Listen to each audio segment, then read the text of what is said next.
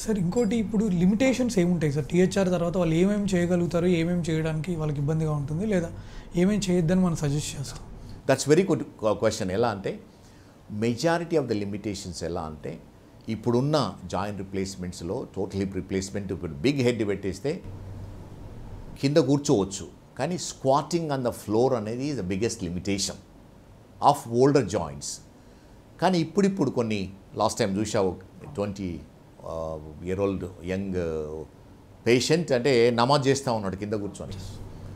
So ఈరోజు రేపుల్లో big ball వేసినప్పుడు squatting అనేది చేయొచ్చు, కానీ కొంత టైం తర్వాత ప్రాబబ్లీ 6 months 1 year తర్వాత చేస్తే ఏమవుతుందంటే ప్రొటెక్ట్ అవుతుంది. మోస్ట్ కామన్ కాంప్లికేషన్ స్క్వాటింగ్ చేయడం ఏమవుతుంటే ఈ బాల్ అనేది డిస్లోకేట్ అయ్యి బయటకు వస్తుంటుంది.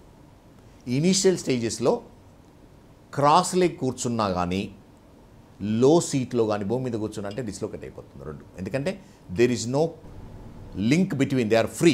ఎందుకంటే ఎక్కువ రేంజ్ ఆఫ్ మూమెంట్స్ రావాలని ఇది ఫ్రీగా ఇంప్లాంట్ చేస్తాము, దీని మధ్యన ఓన్లీ కప్ అండ్ సాకెట్ అంతే. There is no connection, there is no link between these two, so they can be separated.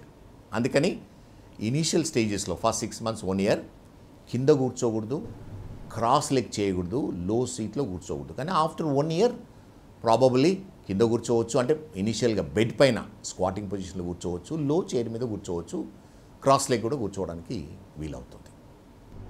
Sir ఇంకా నెక్స్ట్ కామన్గా పేషెంట్స్ అడిగేదంటే నేను రన్ చేయొచ్చా, వాకింగ్ చేయొచ్చా, జంపింగ్ చేయొచ్చా, జాగింగ్ చేయొచ్చా, మొన్న ఒక పేషెంట్ లైక్ నేను మళ్ళీ సెక్స్లో ఇన్వాల్వ్ అవ్వచ్చా లేదని. సో దీని గురించి బ్రీఫ్గా ఏమేమి చేయగలుగుతారు, ఏమేమి లేదు? అది also very good question. Bus of the people ఎలా ఉంటుందంటే కొందరు ప్రాబబ్లీ లిమిటేషన్ వల్లే ముందుకు రాకపోవడానికి, ఆపరేషన్ చేయించుకోపోవడానికి కారణమైంది. సో ఈరోజు రేపుల్లో అడ్వాన్స్డ్ జాయింట్ రిప్లేస్మెంట్ సర్జరీలో మోస్ట్ ఆఫ్ ది యాక్టివిటీస్ చేయడానికి వీలవుతుంది. అంటే వాకింగ్ అన్లిమిటెడ్ చేయొచ్చు, మెట్లు ఎక్కి దిగడం అన్లిమిటెడ్గా చేయొచ్చు, నార్మల్ డ్రైవింగ్ చేయొచ్చు, సైక్లింగ్ చేయొచ్చు, తర్వాత స్విమ్మింగ్ చేయొచ్చు. అంటే నాన్ కాంటాక్ట్ స్పోర్ట్ చేయడానికి వీలవుతుంది. అంటే గోల్ఫ్ లాంటిది, ప్రాబబుల్లీ స్టాండింగ్ టేబుల్ టెన్నిస్ కానీ, టెన్నిస్ కానీ without too much of activity చేయడానికి వీలవుతుంది. నేను చెప్పినట్టు ఇది ఆర్టిఫిషియల్ జాయింట్, ఎక్సెసివ్ ఓవర్లోడ్ చేస్తే తొందరగా అరిగిపోతుంది, మళ్ళీ రీప్లేస్మెంట్ అవసరం ఉంటుంది. కానీ జనరల్లీ అంటే we might have seen so many advertisements వస్తుంటాయి ఈరోజు రేపుల్లో అన్ని యాక్టివిటీ చేయడానికి, కాంటాక్ట్ స్పోర్ట్ చేయడానికి వీలవుతుంది. కానీ ఎవరైతే ఓవర్ యూజ్ చేస్తారో, అంటే ఎక్సెసివ్ యూజ్ చేస్తూ స్పోర్ట్స్లో చేస్తారో ప్రాబబ్లీ జాయింట్ ఎక్కువ రోజులు ఉండకపోవచ్చు, 5-10 yearsలే మళ్ళీ రీప్లేస్మెంట్ అవసరం ఉంటుంది.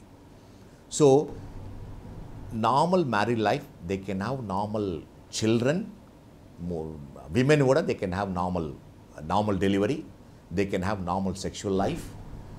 బట్ ఏమవుతుందంటే కొన్ని రోజుల తర్వాత మనకు టిష్యూస్ అని పెరిగి ఏమవుతుంది, జాయింట్ ఉన్న ఫీలింగ్ కూడా ఉండకపోవచ్చు, నార్మల్ జాయింట్గా ఫీల్ అవుతుంది. ఒకసారి 1-2 years తర్వాత ఏమవుతుందంటే నర్వ్స్ అన్ని జాయింట్లో డెవలప్ అయ్యి నార్మల్ జాయింట్కి ఎలా సెన్సేషన్ ఉంటుందో ప్రోప్రియోసెప్షన్ అంటాము, అది నార్మల్ డెవలప్ అవుతుంది. ఆ స్టేజ్లో ఆల్ యాక్టివిటీస్ చేసుకోవచ్చు. కానీ కాంటాక్ట్ స్పోర్ట్స్ కానీ impact activities, excessive jumping, excessive running చేయడం వల్ల తొందరగా అరుగుతుంది. Artificial joint is artificial joint. It can not replace a natural joint. So మనం దీన్ని జాగ్రత్తగా చూసుకుంటే కానీ నార్మల్గా పనిచేస్తుంది. దీనికి కొన్ని లిమిటేషన్స్ కూడా ఉంటాయి. అందుకని ఎవరైతే ఇది అర్థం చేసుకుంటారో, ఓకే, ఇది Like and subscribe Eagle Health and Beauty.